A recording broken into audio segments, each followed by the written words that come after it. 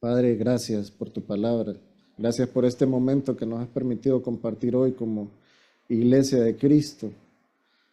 Ayúdanos, Señor, a que este mensaje de hoy pueda ser comprendido tal como tú lo deseas, Señor. Que podamos expresar la idea de lo que tú quieres que nosotros escuchemos. Ayúdanos, dirígenos. Ponemos en tus manos este momento en el nombre del Señor Jesucristo. Amén. El apóstol los llama amados. Les dice amados por ese sentimiento que aflora de su corazón, porque él ama a la iglesia de Cristo, porque él sabe lo que ha costado que se conforme la iglesia de Cristo. Él vio al Señor Jesucristo entregarse voluntariamente en la cruz, sacrificarse. Él anduvo pie a pie con el Señor Jesucristo y entendía perfectamente que su crucifixión había sido injusta porque él no merecía ser crucificado. Pero también entendía que la obra de Dios se estaba cumpliendo y que esa promesa que había sido manifestada para la humanidad se cumplió en el Señor Jesucristo. Entonces, él claramente podía percibir el amor de Dios para todos aquellos que venían a los pies de Cristo, que eran salvos y que ahora gozaban de esa esperanza viva de la que él habló en el capítulo 1, de que un día recibirán la herencia eterna allá en la gloria con el Señor. Entonces Él les dice, amados, no solamente por el amor que les profesaba a ellos, sino porque estaba totalmente seguro de que Dios amaba a estas personas porque habían venido a los pies del Señor Jesucristo y eran salvos. Y les dice, yo ruego como a extranjeros y peregrinos, y aquí vamos a detenernos otro poquito. ¿Por qué les dice extranjeros y peregrinos? Bueno, podríamos decir, son extranjeros porque estaban en la dispersión, ¿verdad? Ellos venían huyendo del territorio donde ellos vivían, donde habían nacido, y estaban ahí como extranjeros. Y peregrinos porque iban a estar temporalmente ahí. Pero hermanos, eso tiene un alcance un poquito más allá de lo evidente. Acá el apóstol también está haciendo énfasis en la condición en que estas personas estaban ahora en este mundo, así como él mismo era un extranjero y peregrino. Todos estos creyentes eran extranjeros y peregrinos. ¿Por qué, hermanos? Porque ahora el hogar permanente de los creyentes no es la tierra, sino que es el cielo. Ellos eran creyentes.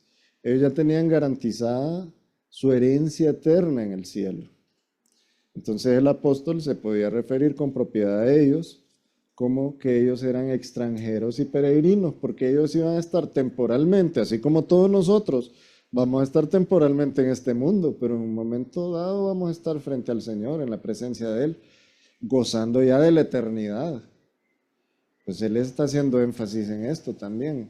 Tomen en cuenta que ustedes son extranjeros y peregrinos, que ustedes no pertenecen a este mundo ya, que les toca vivir en este mundo. Bueno, pues si viven en este mundo, absténganse de los deseos carnales que batallan contra el alma. Todos esos deseos carnales que vienen de esa naturaleza caída que nosotros tenemos por causa del pecado. El ser humano está compuesto de esta materia, o sea, de esta parte material que es el cuerpo, y también de la parte inmaterial que es el alma y el espíritu. El cuerpo, este cuerpo físico, material, contiene al alma y el alma contiene al espíritu. Ya somos un ser tripartito. El Señor nos creó así.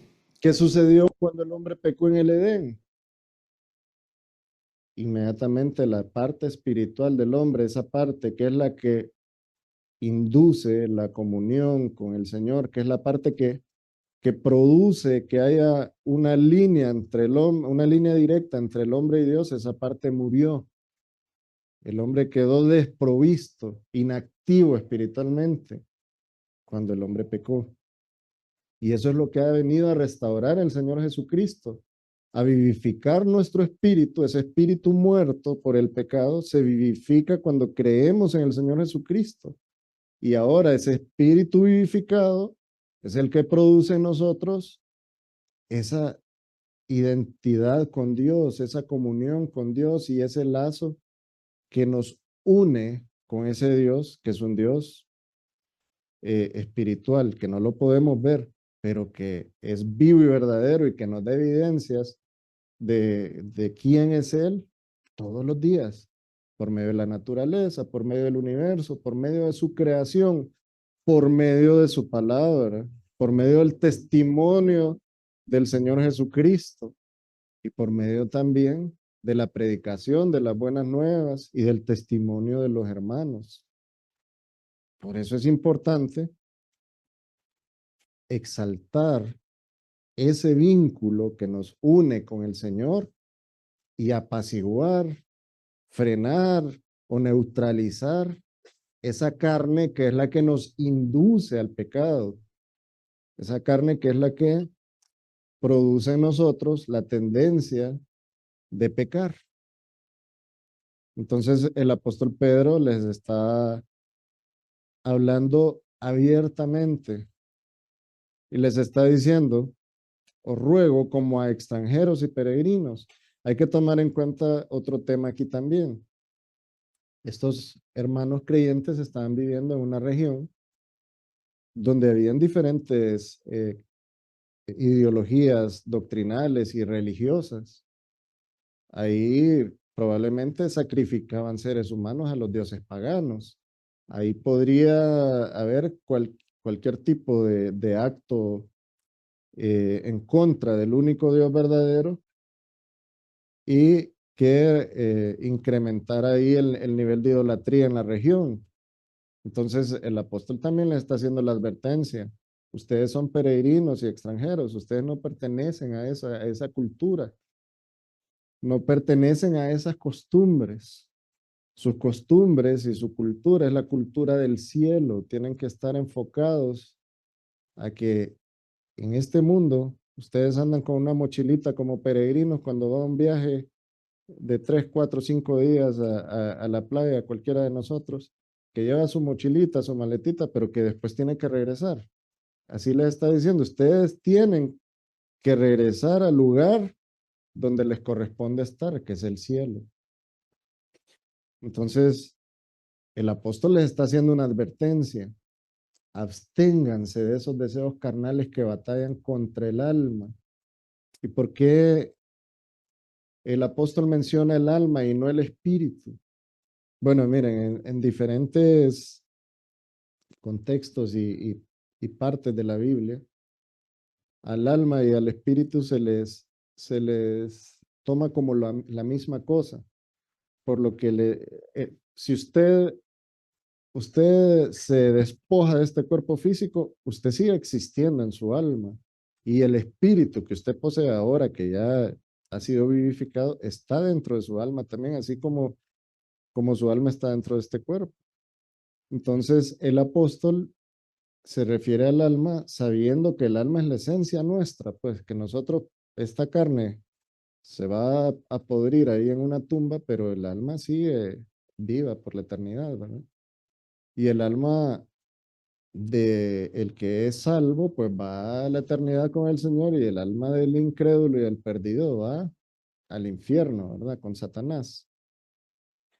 Pues el apóstol dice, absténganse de esos deseos carnales, esos que afectan su alma. Antes de nosotros ser salvos, estábamos en esa condición de la que les hablé, estábamos muertos espiritualmente. ¿Y dónde podemos ver entonces el milagro que hizo el Señor Jesucristo en nuestras vidas? Vamos a Efesios 2. Ustedes saben que el Señor hizo muchos milagros, ¿verdad? El Señor sanó leprosos, curó ciegos, eh, ayudó a que se liberaran los endemoniados, resucitó a Lázaro y resucitó también a otros personajes bíblicos, a una niña y sanó muchas personas, hizo tantos milagros que dice el apóstol Juan que no ajustarían las páginas ni la tinta del mar como para, ni la tinta para poder escribir todo lo que el Señor hizo. Pero en medio de todos esos milagros hay un milagro que tenemos que destacar, y es el milagro que el Señor ha hecho con todos los que somos creyentes. El Señor nos ha resucitado espiritualmente. El Señor vivificó un espíritu muerto. El Señor transformó un corazón de piedra en un corazón de carne. Ese es el milagro más grande del Señor. Y les voy a decir por qué. Porque todos los milagros que el Señor hizo de resucitar a Lázaro tenían fecha de caducidad. Sanó un leproso, tenía fecha de caducidad. Restauró la vista a un ciego, tenía fecha de caducidad. ¿Por qué? Porque ellos ya se murieron. Nosotros no los estamos viendo vivos a ellos diciéndonos, a mí me sanó el Señor de la ceguera, o a mí me resucitó, dijo Lázaro. Pero lo que sí tiene trascendencia eterna y no tiene fecha de caducidad es el milagro que el Señor hizo en el corazón nuestro. El Señor restauró nuestro espíritu que estaba muerto, resucitó al espíritu que era el que podía propiciar que nosotros tuviéramos una eternidad con el Señor. El Señor nos dio la posibilidad de que por la eternidad vamos a vivir y vamos a vivir gozosos junto a Él. Ese es un milagro superior a todos los milagros que Él hizo acá en la tierra. Y lo hizo el mismo Señor Jesucristo. No estamos demeritando el poder del Señor, ¿verdad?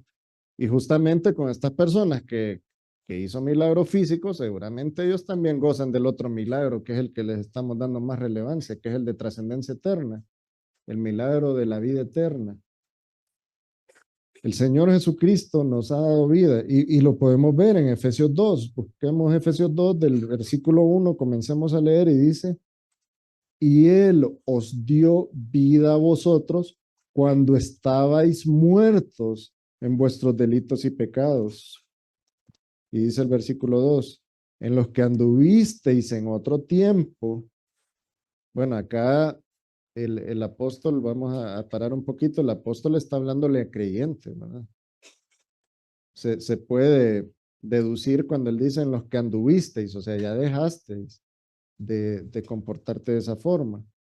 En los que anduvisteis en otro tiempo, siguiendo la corriente de este mundo, conforme al príncipe de la potestad del aire, el espíritu que ahora opera en los hijos de desobediencia. Ustedes pueden ver acá, este es el apóstol Pablo. Está dando prácticamente la misma instrucción que está dándole Pedro a los hermanos de la dispersión, ¿verdad? Y a nosotros, como creyentes, como parte del cuerpo de Cristo. Le está diciendo, bueno, anduvisteis en ese comportamiento, pero ahora ya no tenés que andar en ese comportamiento. Ahora absténganse de esos deseos carnales que batallan contra el alma. Prácticamente es algo similar. Dice, anduvieron siguiendo la corriente de este mundo, que es lo que le estaba diciendo Pedro a los hermanos de la dispersión. Ustedes son extranjeros y peregrinos, no se contaminen de eso que el mundo les está ofreciendo. Como ven, hermanos, Dios es tan, bueno, tan sabio, ¿verdad? Y tan bondadoso con nosotros, que Él entiende que el ser humano, para que algo se le quede en la mente, hay que repetírselo y repetírselo y repetírselo. Eso mismo hace el Señor en la palabra, en su palabra. En diferentes puntos de la palabra vemos el mismo mensaje, el mismo mensaje, el mismo mensaje. ¿Cuál es la intención? De que eso quede grabado en nuestro corazón para que al momento de sobrellevar nuestra vida lo hagamos correctamente. Eso es. Sigamos leyendo el versículo 3. Dice, entre los cuales también todos nosotros, perdón, vivimos en otro tiempo en los deseos de nuestra carne. Ven que tiene relación con lo que Pedro escribió, ¿verdad? Haciendo la voluntad de la carne y de los pensamientos, y éramos por naturaleza hijos de ira, lo mismo que los demás. Ahí ya se refiere a los que no han creído. Pero Dios, que es rico en misericordia, y aquí pongámosle atención, hermanos.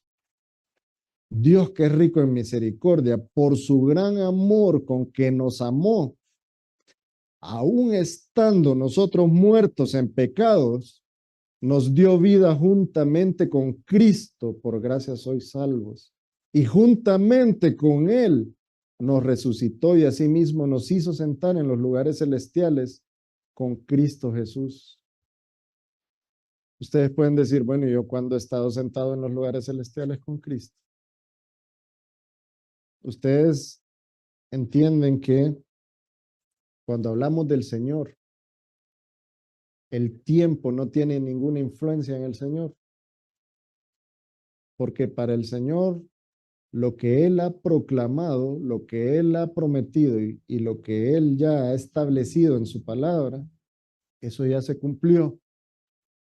Para el Señor nosotros ya estamos en, en la eternidad con Él, porque Él ya lo decidió y así nos lo manifiesta acá el apóstol Pablo.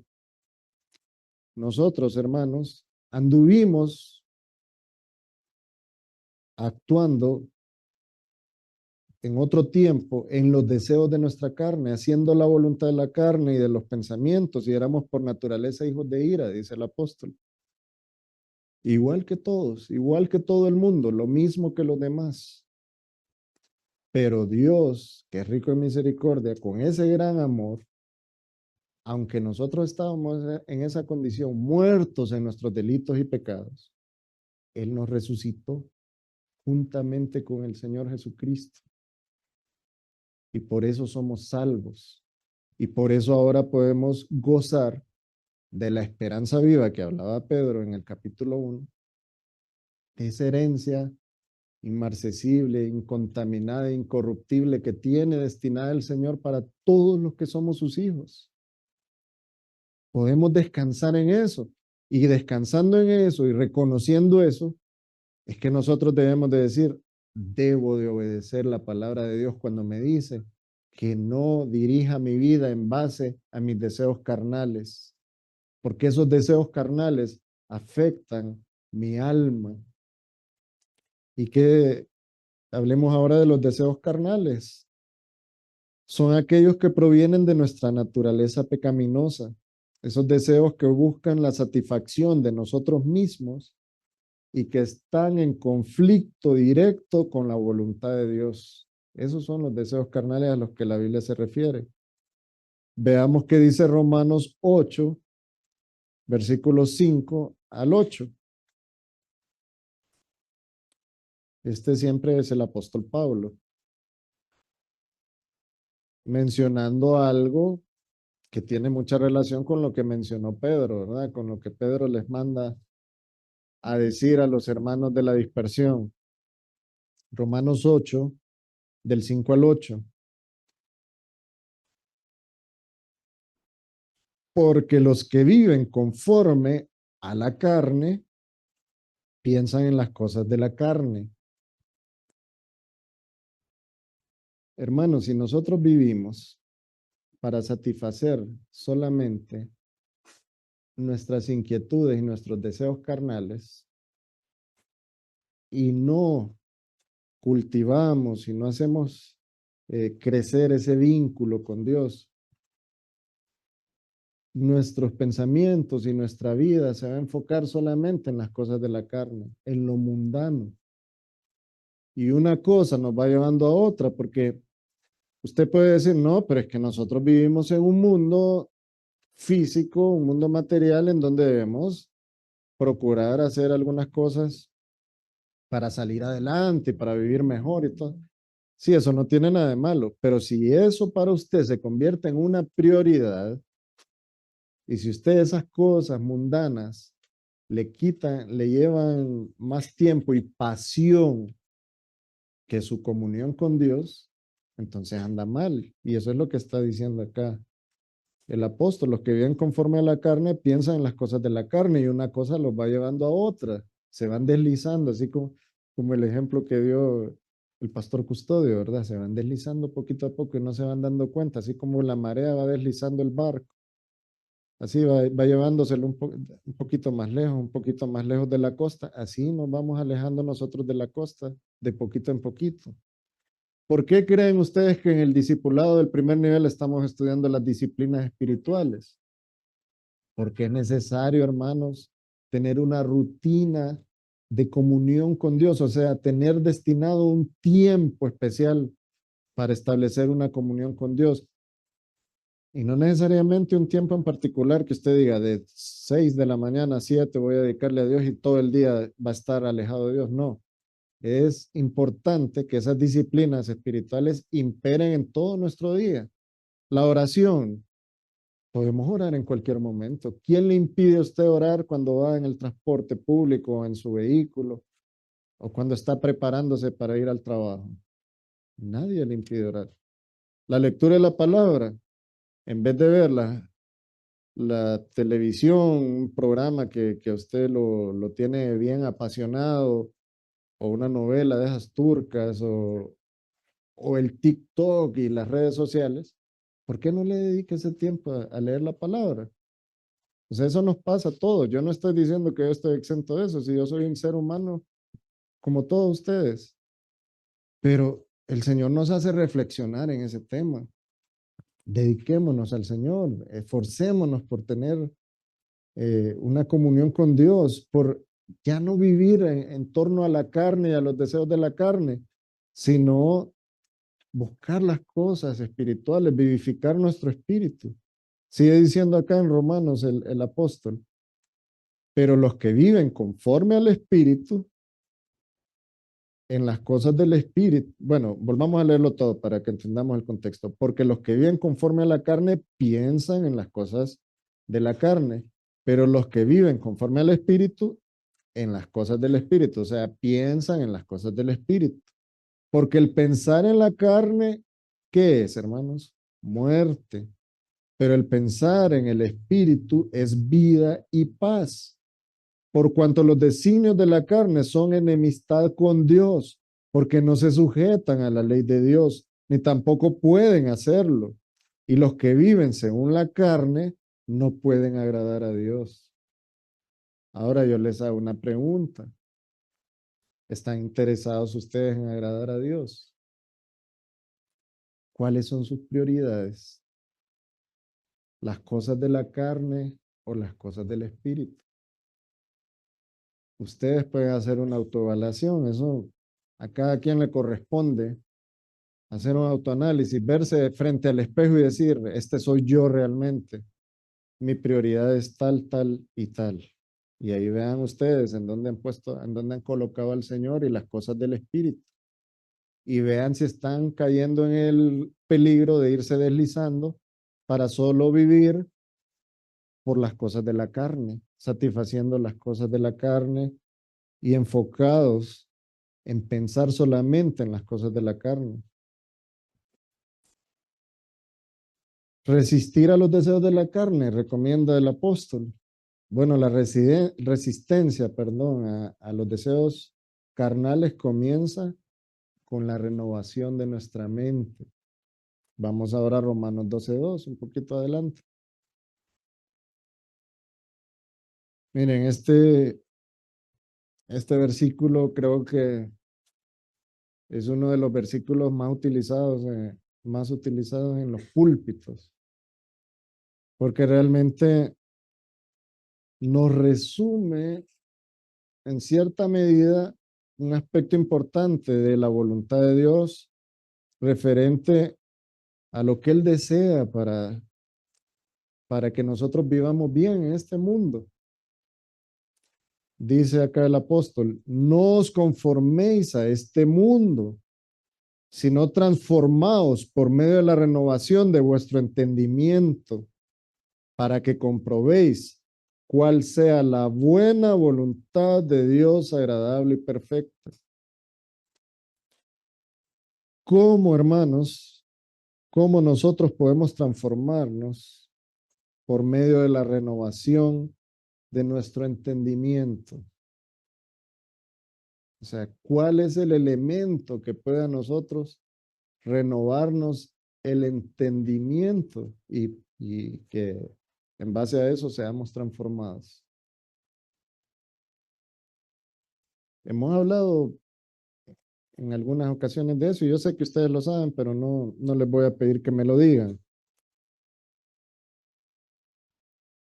la renovación de nuestro entendimiento se produce a partir de la palabra de Dios. La palabra de Dios es la que nos mostró la luz en donde se reflejó al Señor Jesucristo y pudimos verlo a Él y pudimos ver la oscuridad en la que nosotros vivíamos. Esa palabra de Dios es la que utilizó el Espíritu Santo para convencernos a nosotros de nuestro pecado, de la justicia y del juicio del Señor. Y por eso procedimos al arrepentimiento y ahora podemos llamarnos hijos de Dios. Pues esta misma palabra de Dios es la que de manera progresiva debe de ir actuando en nuestra vida, en nuestra mente, en nuestro corazón, en nuestro entendimiento, para que esa transformación de la que todos somos parte, en la que todos estamos imbuidos en ese proceso, esa transformación se acelere o se desacelere. ¿Cómo se puede acelerar? Teniendo contacto con la palabra de Dios, estudiándola de manera sistemática, agarrando con pasión la lectura de la palabra, viniendo, matriculándose en el DFC, viniendo a los cultos de doctrina, viniendo, congregándonos los domingos, viniendo a las actividades de caballeros, a las de damas, las damas, los jóvenes, a las de jóvenes, y todas las actividades que en la iglesia se hacen en pro de eso, hermanos. Ustedes saben que todo lo que hacemos acá es para que se renueve nuestro entendimiento y que seamos transformados, que en ese proceso en que estamos de transformación vayamos avanzando y no nos quedemos como cuando agarran los niños en una clase un trabajo manual y viene uno y agarra, hay que pintar un botecito y hacerle una carita, viene uno y solo pintó el fondo del botecito y quedó ahí estacionado todo el año, pero el otro niño vino y le pintó los ojitos al botecito. Otro vino y le pintó los ojitos y la nariz. Y así van los vasitos en proceso, los botecitos en proceso. Pero hay unos que van más adelantados que otros. Pues así vamos nosotros también en cuanto a la renovación de nuestro entendimiento y a esa transformación que la palabra de Dios produce en nuestras vidas. Por eso, hermanos, es necesario, es fundamental que nosotros estemos expuestos a la palabra de Dios. Y eso solo lo podemos lograr por medio de hacer a un lado las pasiones de la carne y enfocarnos en las cosas del Espíritu. Nos vamos a quedar acá, hermanos. Lastimosamente el tiempo se nos fue. Les pido que se pongan en pie, vamos a orar.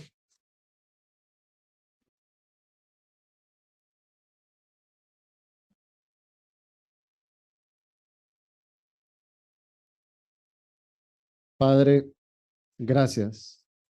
Gracias porque tu palabra es clara. Señor, ayúdanos a tener conciencia cada día más de la necesidad que tenemos de exponernos a tu palabra y de buscar comunión contigo por medio de todas las instancias que tú has establecido. Nos has dado la libertad de hablar directamente contigo. Nos has dado la libertad, Señor, de adorarte, de tener tu palabra en nuestras manos, de conocerte. Ayúdanos, Señor, para avanzar en este proceso de transformación en el que estamos y que estaremos hasta el día que tú nos lleves a tu presencia. Ponemos en tus manos al pastor y a todos los miembros de la iglesia. En el nombre de nuestro Señor Jesucristo. Amén. Gracias, hermanos. Dios les bendiga.